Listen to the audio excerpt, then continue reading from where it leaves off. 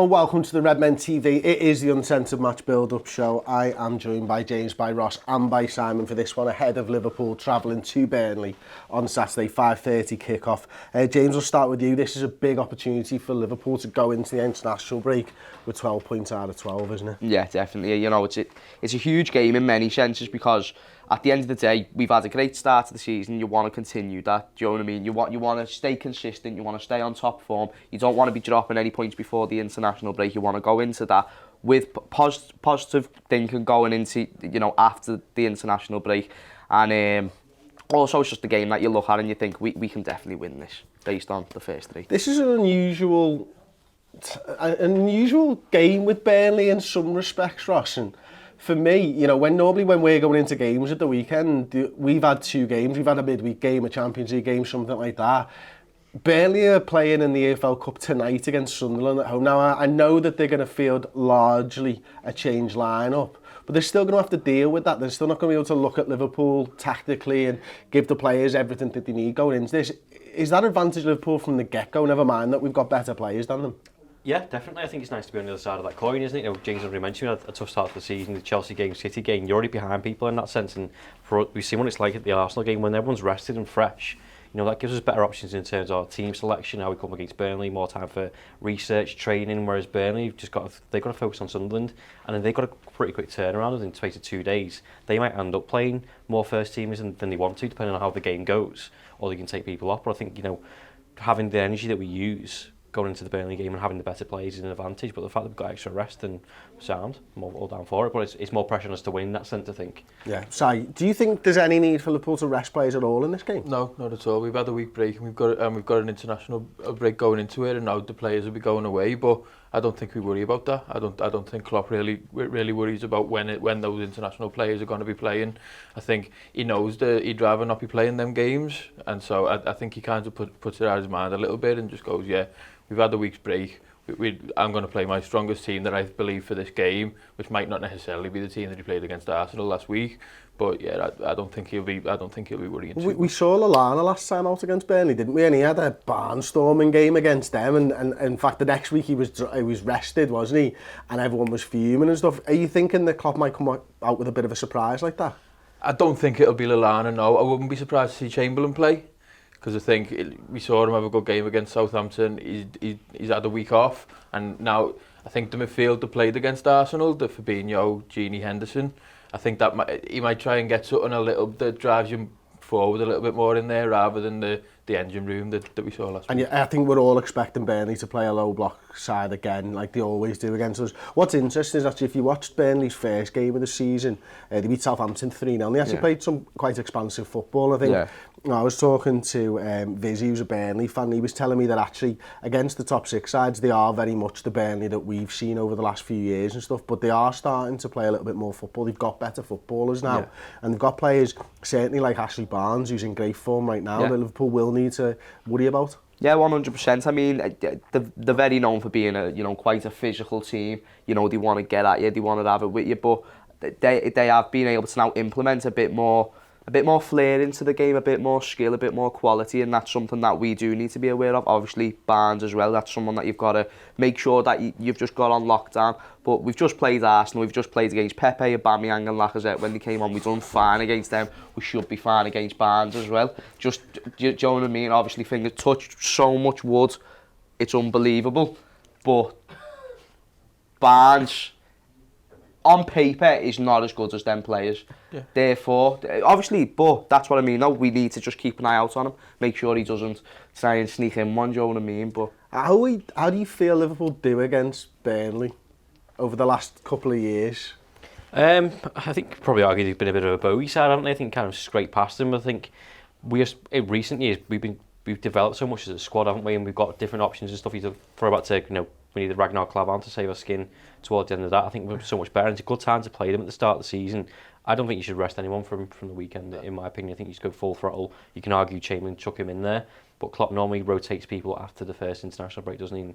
And gets the rhythm going and stuff like that. So would it surprise you that Liverpool have won 4 of the last 5 against Burnley? It's that one. No. It's that one at the start a couple of seasons ago, and the 40 shots or something like that. They beat us as well, didn't they? That's going back the 6th. But we normally just scrape past them because it was a 2-1 at home, wasn't there? I think Emre Can scored a winner, and it's always a tight game. I think because it's so low block, I think we developed our side of the game that we never really had options, or we couldn't work teams out in the past, like Burnley. And I think over the past year or so, we've changed our game in that sense, and we've been able to just kind of keep the ball, work them around, tire them out mentally and physically, and break people down. I think that's why the record probably stands like that.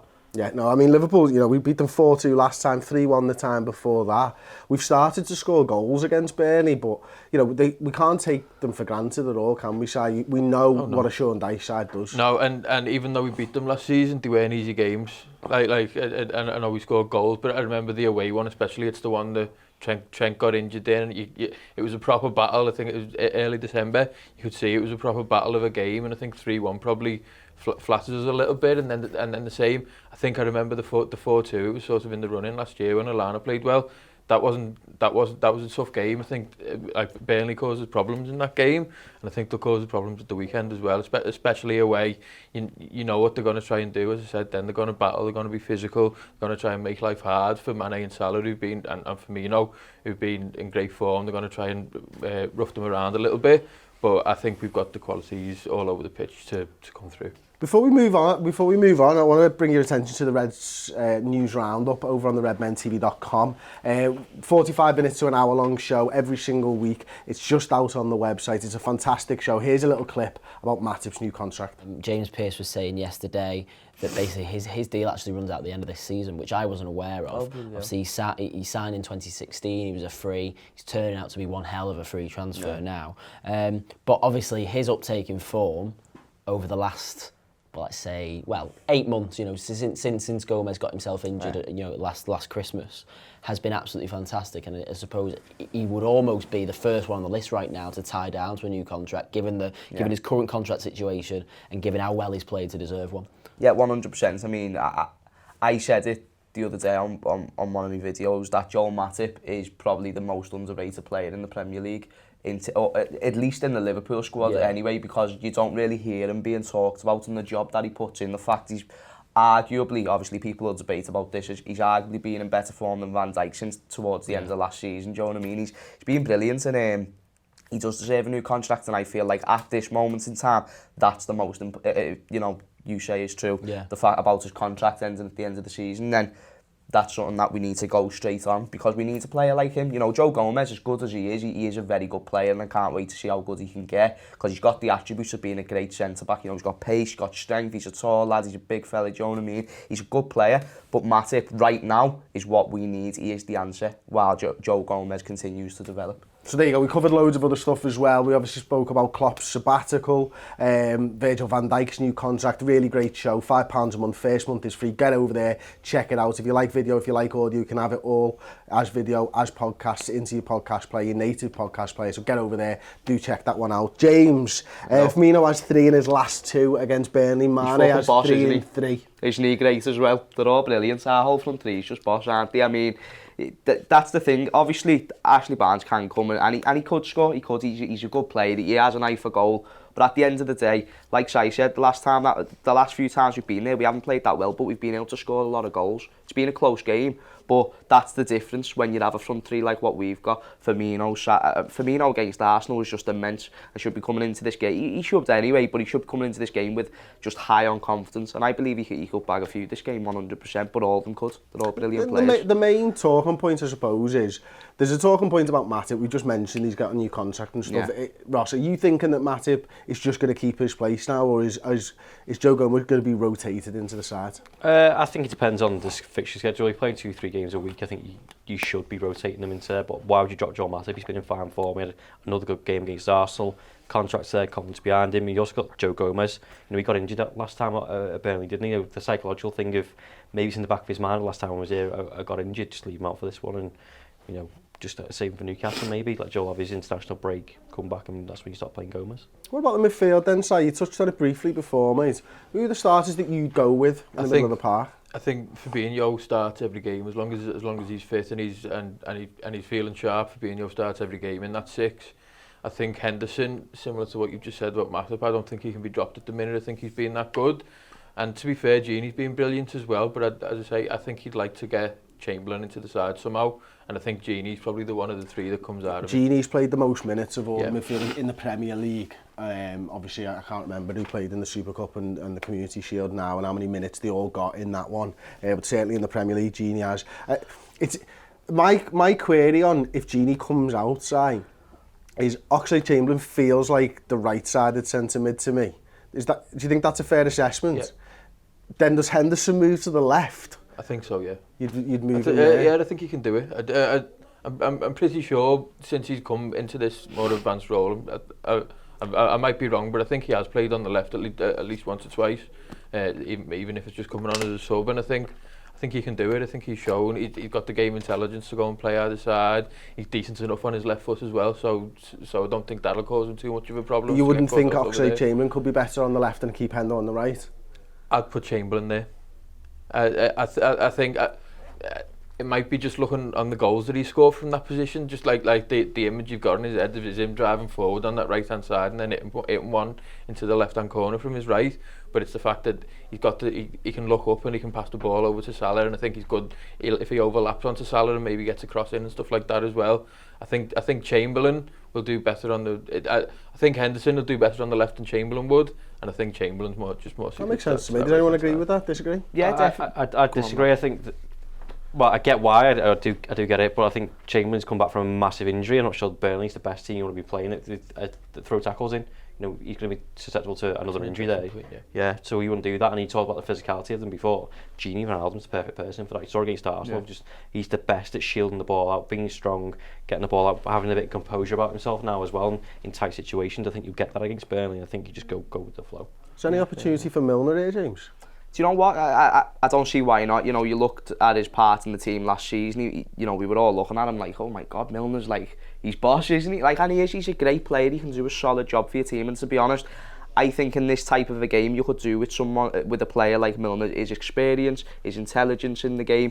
You know, and about the midfield point before as well, by the way, I don't know if it really does matter too much about who's set to play on the left and who's set to play on the right, because one thing you notice a lot when Liverpool play is the interchange positions a lot. So when the number 6 is pushed forward, someone will come in and drop into that position. Same with the centre mids, and Milner could do that if he was to start. He's the type of player who could play pretty much any role in that midfield because he's just that good. I think talking about the battling aspect as well, you know how much Milner loves a battle. Like he loves getting stuck in, getting a tackle. I think he even seems to love getting tackled as well, because it just fires him up a little bit. Absolutely rattled, it fires him up a bit and it makes him feel like he's part of a game, and then he'll get up and come back twice as strong as he was. And so yeah, I think there's definitely is a case to put him in the side.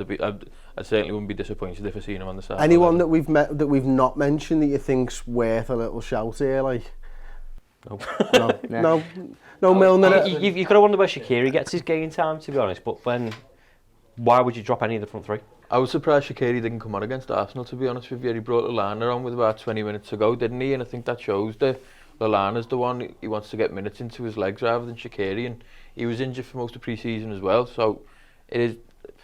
You start thinking, is Lallana more in favour than Shaqiri at the minute, which I find strange if it is. And he brought Lallana on as the 9 against Arsenal though, didn't he? Yeah, but he could have. He could have. Like you're not shoving Shaqiri in as the 9. But you could have put a Shaqiri on the wing and shuffled things around. And Salah maybe back up on the 9 and stuff. But yeah, Shaqiri needs minutes before he starts a game. I definitely. Do you think there's a problem there? I think there might be. I think the first half of last season, Shaqiri was brilliant, and Klopp even moved around the formation to a 4-2-3-1 to get him into the side. And then without him ever having that many bad performances, we've barely seen him since January or February, and so you do start thinking what's gone on there. It might be an attitude thing, maybe he just doesn't work hard enough, or maybe it's something else. Maybe it's because he's got little legs, doesn't need to get minutes in them. Maybe, yeah. Right, okay. So we're going to go into the opposition insight now. I spoke to Vizzy, and this is what he had to say about their danger man, Ashley Barnes. Listen, I think the one player that I want to talk about, and the one player that you'll want to talk about, I'm sure, is the form of Ashley Barnes. I mean, he is Burnley's danger man right now, isn't he? It's weird. Ashley Barnes is a weird player. He doesn't look like a footballer at all. He's just very, very efficient with the way he uses his body. And like he has got more technical skill than what people give him, but more than what I think he really has. I think he's just in very good form right now. Like if I would put Chris Wood or Ashley Barnes through one goal, I would say I'd rather have Chris Wood. Really? But right now, like, honestly, because from what I've seen from him, he doesn't look like a footballer. He just uses his body and is very intelligent for how he uses for how he plays. So right now it's in red hot form because in the preseason when I saw Barnes, I was debatable about him, thinking that he's not really done like much. He's hold up plays class, but his final ball or shot is always a bit weak. So I feel like we'll just ride it out and see how long it lasts about Ashley Barnes. Because I love the man to bits. He's an absolute warrior, and like he's a player which I think every single team will love to have because they know that he'll get stuck in and give 100%, and because they see because the team sees him put 100%, they're now also trying to lift him up as well. So he's a player which everyone loves to, have in a team, but loves to play, hates to play against, really. So we'll see what happens about him at the weekend. Okay, so there you go. Burnley fan Vizzy goes home and away, watches them. Got a YouTube channel. Go and check that out. VIZEH Vizzy, maybe. He's got a Twitch channel as well. He's absolutely fantastic. Go and check it out. And of course, if you want to see the full show, that's over on the redmentv.com. That £5 that you're paying us gets loads and loads of content, so get over there, subscribe, first month free as I mentioned before. James, what would be your preferred 11 for this game? Well, obviously, Adrian in goal, pretty much nailed on. Then Robertson, Trent, Van Dijk and Matip as the back four. So that completes the back five. Then in the midfield, Fabinho, Hendo and Oxlade-Chamberlain. I'd want him to have a chance. There's nothing written down. Why are you there, looking at it then? Just because I want to look professional and... We counting the players to make sure you're doing it. Nah, but I already know me starting 11 now. Well, like say this. it then. Go ahead, sweet then. So Oxlade-Chamberlain, because Yeah. I want to see him get a game. Good point before though about the that like made me think about it. But I would like to see him get a start. Then front three, standard Mane, Firmino and Salah. Anyone got 100%. anything different? I said the same as James, but I do wonder if Klopp and Chamberlain might have had a chat about this and gone, look, you know what Burnley are like. You see what happened to Gomez last season. I know I said it was Trent who got injured before. I meant Gomez, but I wouldn't be surprised if they had a chat and maybe thought, yeah, we'll put Milner in there instead or Genie. If it's preferred, I would like to see Chamberlain in there, and I'd like to see him come through a game like this because it's another step on his progression to get back to full fitness. I'm saying Bond would go Genie, same as Saturday. Because going there, going to get the job done. It feels weird that with 3-4 games of the season, every game is must win. Pressure ready, just don't upset the rhythm, let them go and do the job. And I think, weeks of game management before with Milner, bring him into him, get some minutes before the international break. He has a long rest. Same with Chamberlain, but got a decent lead. Go and bring him on and go finish the job. So I'm the other way. I'm thinking, well, the likes of, and this is no disrespect to Burnley here, but I'm going Fabinho, Ox, Milner. And I'm resting Wijnaldum and Henderson. Part of the reason for that is that A, they've had a lot of football so far. B, they'll get football over the international breaks.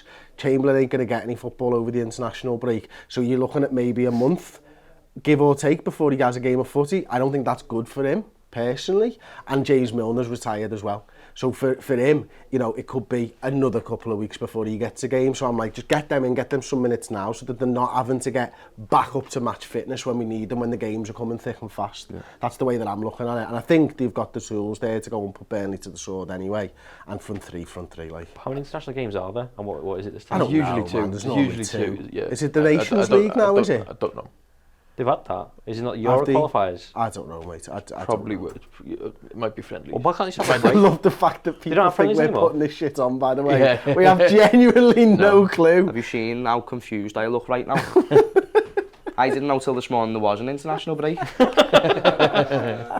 Oh, that looking professional. The sheets got out the window now. Fuck professionalism, man. Yeah. Listen, I'm here because I weren't professional, so we'll just go with it. Good sposh, mate. So there you go, that's our preferred 11 anyway. Let's look at the rival fixtures then. So Saturday, Southampton, Man United, that's a potential banana skin for Southampton. Chelsea, Sheffield United, City, Brighton. At home as well. Play them every week at home. I swear down, every time I do this show, it's City and Brighton at home. Sunday, Everton Wolves, that's a tough game actually, isn't it? And the big one for the weekend, 4:30 kick-off on Sunday, Arsenal Spurs. Let's predict the winners, drawers and losers from these two. James, Southampton, Man United. Southampton are going to win. Yep, Southampton. I like to think Southampton are going to win. I think that Man United will probably get 3 points. I think just because they need it so much. But nice little boost for them, so Solskjaer gets a bit of credit in his bank today. I'm going score draw. Chelsea, Sheffield United. Sheffield United have surprised me so far this season, you know. They're actually not that bad. They're like, you know, they fight it out and they know what they are, but they're not trying to be an expansive football side, but they are at least working hard. Like, yeah, so, but I do think Chelsea will have too much for them. And I think Chelsea's, for me anyway, Chelsea's form this season is, whether they make top 4 is how many games Kante plays. Because if Kante's in the side, they're a different beast. We saw him at like top level, didn't we, in the Super Cup against us? Like, so what do you reckon, Chelsea, Sheffield? Chelsea are going to win. Chelsea. City, Brighton, is it just City all the way around? Yeah. Everton, Wolves. Wait, go back to the City Brighton 1 second. I'm throwing a spanner into the works. Are you going to say a draw or I'm going to go with a draw. Okay, I'm going with a draw. I'll be so happy if that happens. Touch that wood again.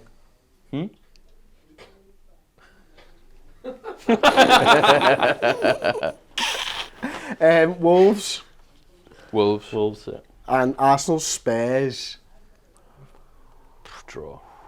At Arsenal, draw. Interesting. Oh, the record is... Spurs have been fucking dog shit away from home, haven't Spurs to come back and get a win in Spurs this have been one. dog shit for the last 15, 16 games. The form's terrible. They've got a point to prove, Tottenham. So yeah, I'm going to go with Tottenham. But it's a big game that early on, isn't it? Yeah. It depends if Eriksen goes tomorrow as well.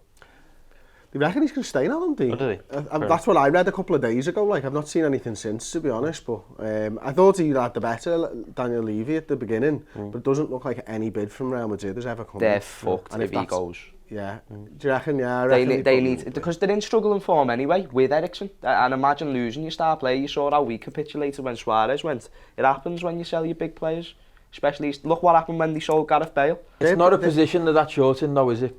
Yeah, they've got Ali, they've got Son, Lamella, Moura, all play similar positions, like even though they play in a different way. Like Ross said before, they've already been in like a struggle of form in recent games. Like, didn't you say like 15, 16 games they've been in struggling form?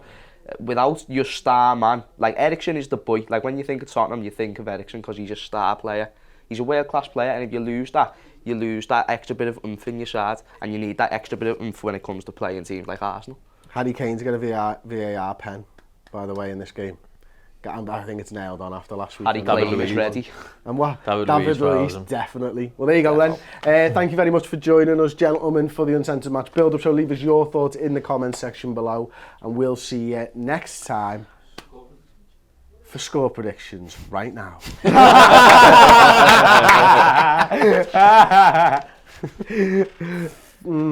I'll go first this time, and I'm going to go 2-1 Liverpool. 3-0 Liverpool. Oof. Yeah, 3-0, Bobby hat-trick. Oof. Bobby hat-trick. Mr. fucking It's Always a Dead Hard game against Burnley. I want a clean sheet. Used to be. I want a clean sheet. We haven't had one in the league yet, have we? No, yeah, no. so I want a clean sheet, and I will go with 3-0. Don't think we've had one yet so far. 3-0s. Yeah. I'm putting money on that then. Now it's but I think it'll be a tough game. I think it'll be like we'll get a goal after about half an hour, and then we'll still be struggling to break them down, and then we'll get 2 quite late. Okay. Not only will he get a hat-trick, he'll get goal of the season, because he's threatened to do it for the past 3 games. How's he going to do it? I don't even think you can imagine how he's going to do it. I think he's just going to go on the stand, do a couple of backflips, and then just boot it in the net. Nice. I think it's going to be a corner from Trent. He's going to do a bicycle kick, and he's going to cover his eyes while he's doing it. It's just going to be an absolute screamer. And he's going to cover both of them now. It's not going to be none of this shit. It's going to be this shit, and he's going to do a bicycle kick, and it's going to go in top bins, and it's going to be gorgeous. I love that. If you like that, like the video, subscribe to Redmen TV, and we'll see you next time. Ta-ra.